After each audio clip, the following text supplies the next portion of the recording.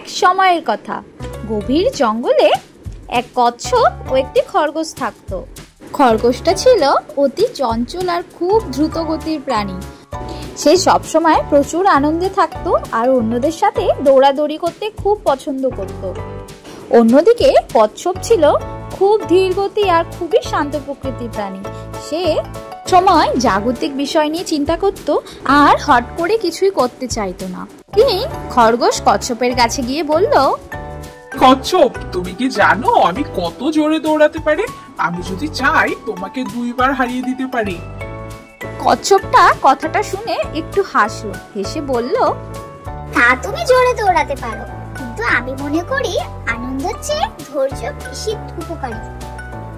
খরগোশটা কচ্ছপের কথা শুনে জোরে জোরে হাসলো, তারপরে বলল, ভাই, ধৈর্য আর ধীরগতির মধ্যে কোনো সম্পর্ক নেই। আমি তোমাকে খুব সহজেই হারাতে পারবো। তবে চলো তাহলে একটি জোরে প্রতিযোগিতা করি। কচ্ছপটা কিছুক্ষণ চুপচাপ কিছু ভাবলো। তার মনে হয়েছিল যে এই পরীক্ষার মাধ্যমে সে তার ধৈর্য আর পরিশ্রমের গুরুত্ব বোঝাতে পারবে। সে রাজি হলো। খরগোশ আর কচ্ছপ দুজনের সম্মতি হয়ে একটা নির্দিষ্ট স্থানে দৌড়ানোর প্রতিযোগিতা আয়োজন করা হলো।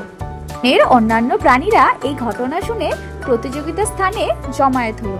তারা অপেক্ষা করতে লাগলো কতক্ষণে তাদের প্রতিযোগিতা শুরু হবে। অবশেষে দৌড় শুরু হলো। খরগোশ প্রাথমিকভাবে খুব জোরে দৌড়াতে শুরু করলো আর কচ্ছপ অনেকটা পেছনে পড়ে গেল। খরগোশ কচ্ছপকে ব্যঙ্গ করে বলে, তুমি নাকি আমাকে হারাবে, তুমি এত আস্তে আস্তে হাঁটছো, তুমি কোনোদিনও আমাকে হারাতে পারবে না। কিন্তু কচ্ছপ কোনো কথার উত্তর দেয় না। সে তার লক্ষ্যের পথে আস্তে আস্তে হাঁটতেই থাকে। আর এইদিকে খরগোশ অনেকটা জোরে দৌড়ানোর পর ভাবলো, কচ্ছপ তো অনেক আস্তে আস্তে হাঁটছে, আমি একটু বিশ্রাম নিয়ে নিই।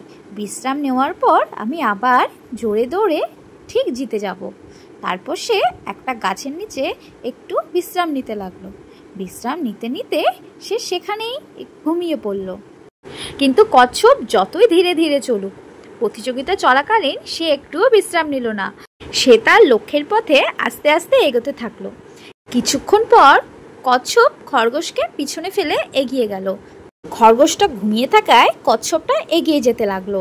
প্রতিযোগিতা প্রায় শেষের দিকে, কচ্ছপ জিতেই যাচ্ছে।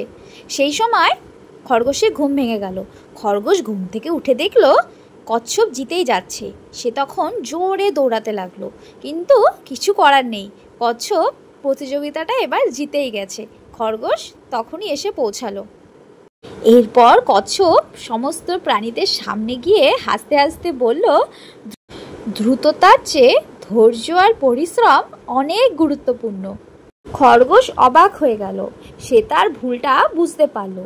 সে কচ্ছপের কাছ থেকে একটা নতুন পাঠ শিখলো। খরগোশ ধীরে ধীরে ধৈর্য আর পরিশ্রমের গুরুত্ব বোঝার চেষ্টা করতে লাগলো। কচ্ছপের সাথে তার অনেক বন্ধুত্ব হয়ে গেল আর একে অপরের সাথে অনেক সময় কাটাতে লাগলো।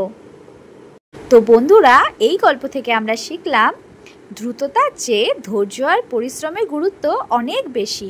তো গল্পটা যদি তোমাদের ভালো লেগে থাকে তাহলে লাইক, কমেন্ট আর শেয়ার করতে ভুলো না। চ্যানেলটা সাবস্ক্রাইব করে দিও। টাটা, এবার আসি।